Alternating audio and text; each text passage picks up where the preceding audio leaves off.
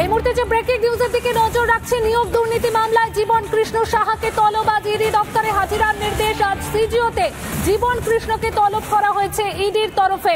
নিয়োগ দুর্নীতি মামলায় জীবন কৃষ্ণ সাহাকে তলব। আমরা কথা বলবো আমাদের প্রতিনিধি ভাস্করের সঙ্গে। ভাস্কর, তোমার নিশ্চয়ই মনে আছে সেই নাটকটা যেখানে জীবন কৃষ্ণ সাহা নিজের মোবাইল পুকুরে ফেলে দিয়েছিল এবং তারপরে সেই ফোন উদ্ধার, সেখান থেকে একাধিক গুরুত্বপূর্ণ তথ্য উদ্ধার হয়েছে। আর আজকে দেখা যাচ্ছে ইডি দপ্তরে হাজিরার নির্দেশ। আরো কি কিছু গুরুত্বপূর্ণ তথ্য পাওয়া যাচ্ছে?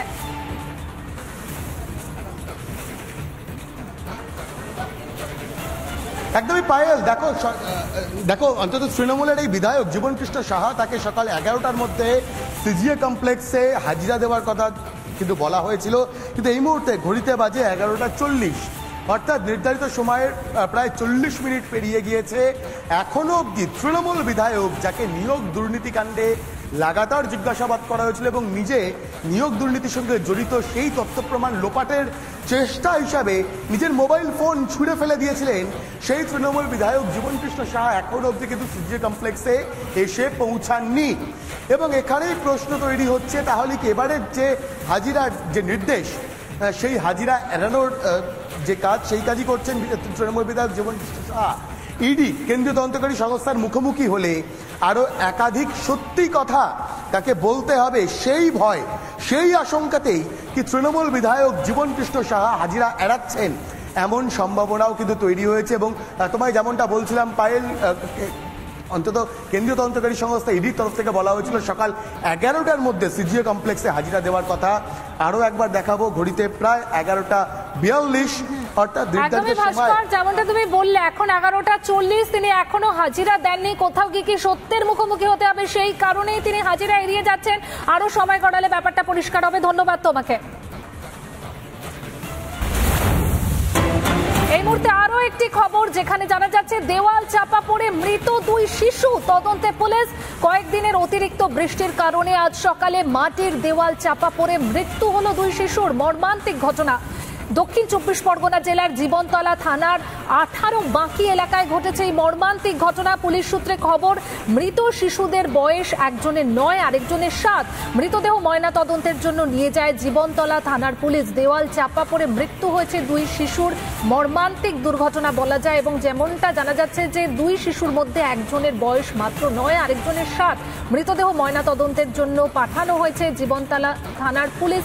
গোটা ঘটনার তদন্ত শুরু করেছে। কয়েকদিনের অতিরিক্ত বৃষ্টি, আর সেই বৃষ্টির কারণে মাটির দেওয়াল ভেঙে পড়েছে, আর সেই মাটির দেওয়াল চাপা পড়ে মৃত্যু 2 শিশুর। জয়নগরের দেওয়াল ধসে মৃত্যু 1, আর অন্যদিকে জীবনতলায় দেওয়াল ভেঙে মৃত 2। সেই দেওয়ালের ছবি আপনাদের দেখাচ্ছি। মর্মান্তিক দুর্ঘটনা দক্ষিণ 24 পরগনার জীবনতলা থানার 18 বাকি এলাকার ঘটনা, যেখানে পুলিশ সূত্রে জানা যাচ্ছে যে 2 জন শিশু, তাদের দেওয়াল চাপা পড়ে মৃত্যু হয়েছে। মাটির দেওয়াল, টানা বৃষ্টি হচ্ছে, জলমগ্ন বিভিন্ন এলাকার এই বৃষ্টির জেরেই মাটির দেওয়াল ভেঙে পড়েছে, এমনটাই কিন্তু জানা যাচ্ছে। দেওয়াল চাপা পড়ে মৃত 2 শিশু। তদন্তে পুলিশ।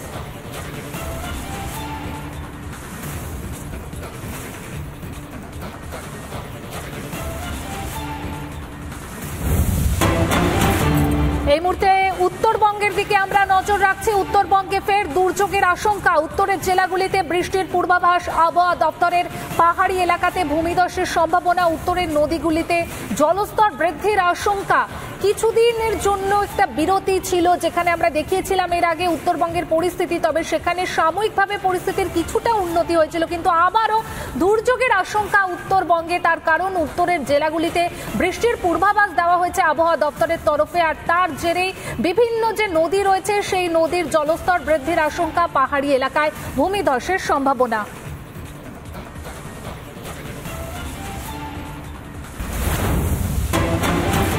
এই মুহূর্তে আমরা দার্জিলিং এর দিকে নজর রাখবো। দার্জিলিং এ ফের ধস। চামেলির 10 নম্বর জাতীয় সড়কে ধস। পাহাড় থেকে পাথর ভেঙে পড়ল গাড়ির ওপরে। অল্পের জন্য প্রাণে বাঁচলেন গাড়ির চালক, সেই ছবি আমরা দেখাচ্ছি এই মুহূর্তে। দার্জিলিং এ ফের ধস। চামেলির 10 নম্বর জাতীয় সড়কে এই ধস নামে। পাহাড় থেকে পাথর ভেঙে পড়েছে গাড়ির ওপরে, কিন্তু অল্পের জন্য প্রাণে বাঁচেন গাড়ির চালক। দেখতে পাচ্ছেন সেই ছবি, যেখানে বড় পাথরের চাই পাহাড় থেকে ভেঙে পড়েছে। একদম গাড়ির ওপরে এবং সেটি গড়িয়ে পাশে পড়ে রয়েছে। এই মুহূর্তে গাড়ির ওপরে বোল্ডার আছড়ে পড়ে, অল্পের জন্য প্রাণে বাঁচলেন গাড়ির চালক। একদিকে আমরা ছবি দেখাচ্ছি, জল বাড়ছে উত্তরের বিভিন্ন নদীগুলির, তার কারণ আবারও আবহাওয়া দপ্তরের তরফ থেকে পূর্বাভাস দেওয়া হয়েছে টানা বৃষ্টির।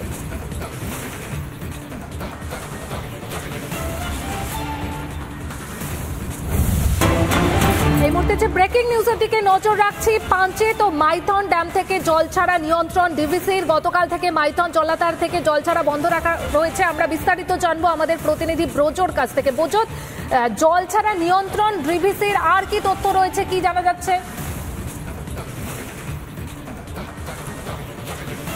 দেখো, একেবারে যে গত কাল থেকে বলা যায় পরশু থেকে যে জল ছাড়া শুরু করেছিল ডিভিসি পাঞ্চেত এবং মাইথন জলাধার থেকে, তাতে কিন্তু একটা যে প্লাবিত হওয়ার যে আশঙ্কা তৈরি হয়েছিল এবং দেখা যাচ্ছে যে গতকাল থেকে কিন্তু মাইথন জলাধার, সেই জলাধার থেকে কিন্তু জল ছাড়া বন্ধ রয়েছে, কিন্তু পাঞ্চেত জলাধার থেকে জল ছাড়া লাগু ছিল, অব্যাহত ছিল। কিন্তু আজকে যেটা জানা যাচ্ছে যে সেই যে জল ছাড়ার পরিমাণ, সেই জল ছাড়ার পরিমাণ আজ পাঞ্চেত যে জলাধারে সেখানে কিন্তু কমানো হয়েছে।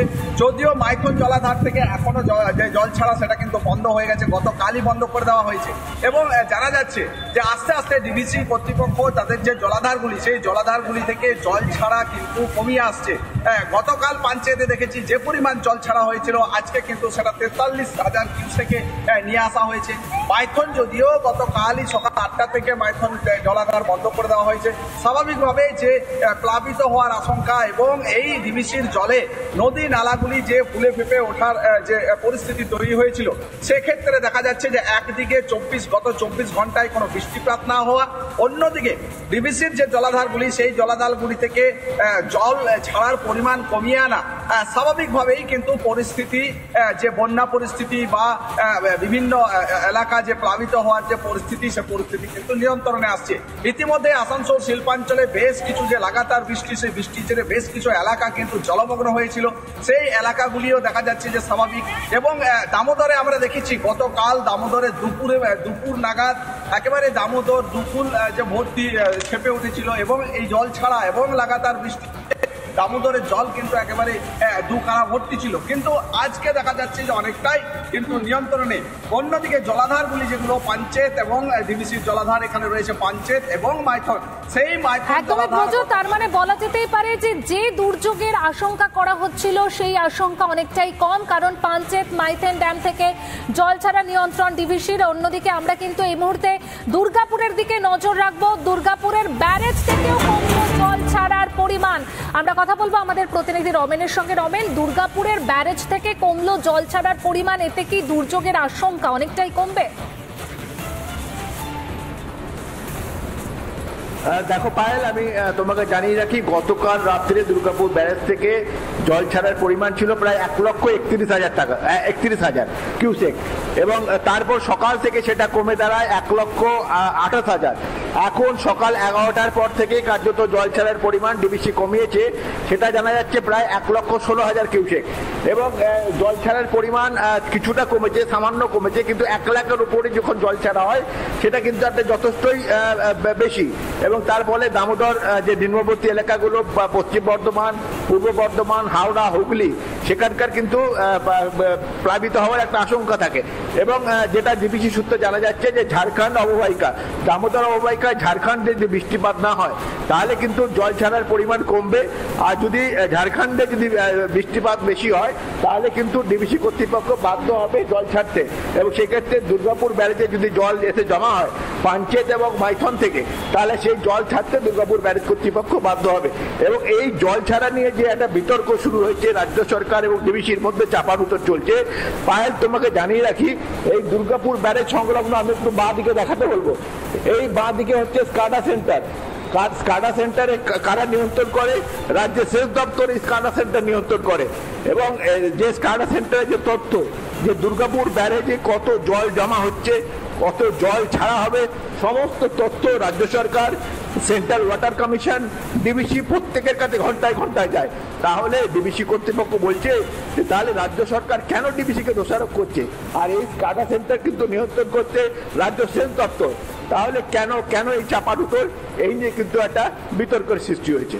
পায়েল, ধন্যবাদ রমেন। আমরা কথা বলছিলাম প্রতিনিধি রমেনের সঙ্গে। দুর্গাপুর ব্যারেজ থেকে কমলো জল ছাড়ার পরিমাণ, এমনটাই কিন্তু জানা যাচ্ছে। এবং বারবার যেটা উঠে আসছিল যে ডিভিসি সরকারকে না জানিয়ে জল ছেড়েছে এবং তার ফলে একটা আশঙ্কা তৈরি হচ্ছিল যে বিভিন্ন এলাকা প্লাবিত হতে পারে ডিভিসির এই জল ছাড়ার ফলে। কিন্তু এই মুহূর্তে যে খবর জানা যাচ্ছে যে এই মুহূর্তে যে জল ছাড়ার পরিমাণ কমেছে, তাতে কিন্তু যে আশঙ্কা করা হচ্ছিল সেই আশঙ্কা অনেকটাই কমেছে। আমাদের দুই প্রতিনিধি এই তথ্য আমাদের সামনে তুলে ধরলো।